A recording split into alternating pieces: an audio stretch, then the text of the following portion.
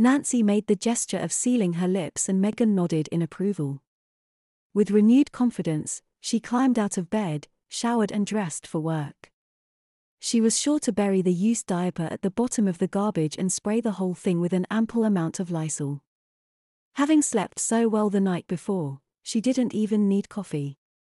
Bledsoe's pharmacy was sparsely populated when Megan showed up for her shift. A young man in a suit eyed a watch in a display case with more than passing interest. An old lady was carefully combing through cartons of milk in the dairy case in search of the latest expiration date. An untidy queue formed behind the prescription counter and a frenzied row rushed to and fro to fill bottles and take orders. At 10 in the morning, business was hardly at its peak. Josh was assisting a clerk named Natalie at the register when Megan entered. His face registered a mixture of concern and surprise. "Wow," he exclaimed. "You look a hell of a lot better." Megan shrugged it off. "Must have been a 24-hour thing. Vern wants to see you in the stockroom." She swallowed hard. Had he found the package of diapers and gotten suspicious? No way. It was impossible. And yet again. "What for?" she asked.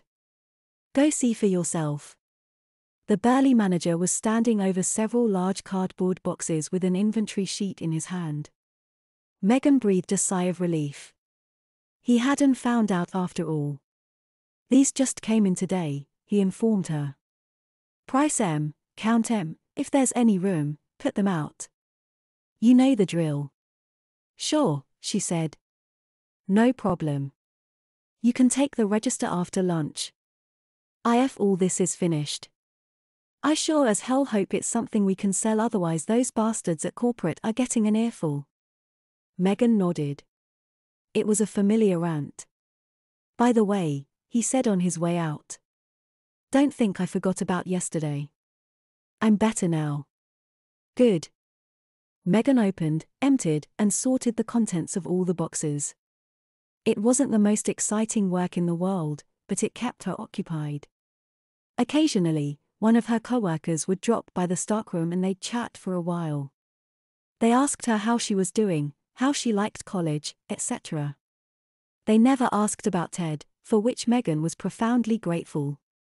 Forgetting him wasn't easy, but it would happen in time just as long as nothing came up to remind her. Unfortunately, her lunch break was punctuated with reminder after reminder. She went to a nearby fast food place to grab a salad and witnessed a young couple making out. Not only did they have their hands all over each other, but they talked and laughed as well. It made Megan feel both disgusted and jealous. She wanted to approach the girl and tell her to enjoy it while it lasted. To make matters worse, the guy behind the counter was one of Ted's friends. He couldn't even look her in the eye. There were customers waiting when Megan returned to work and she was in a rather foul mood. A woman chastised her for not double-bagging.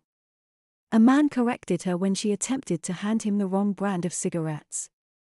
With each mistake she made, she felt closer to losing her mind. "Meg," Josh whispered, discreetly tapping her on the shoulder after most of the customers had dispersed.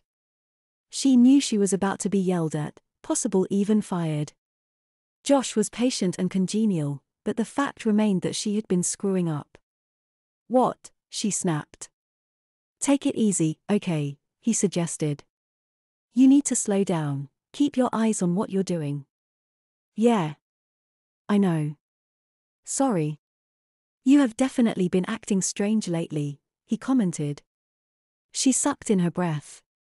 "My boyfriend dumped me, okay. And I know I shouldn't be this upset about it, but I am." "Would this be the ubiquitous Ted?" Josh asked with a hint of disdain. Megan nodded. "Can we not talk about this now?" She buckled down and managed to make it through the rest of the day free of disaster.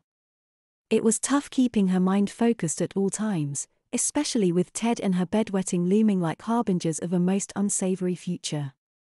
Roll, whose cousin was dating Des, knew about the breakup and hadn't said two words about it. It seemed like everyone was able to get over it, except for her. Megan knew that at least part of her didn't want to.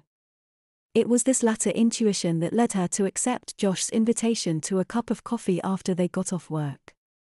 They talked, mostly about her problems with Ted, but also about work and Josh's crazy uncle and anything else that came to mind. Megan came close to telling him about the bedwetting, but balked at the last minute. Overall, talking helped and she was able to go home without that sinking feeling.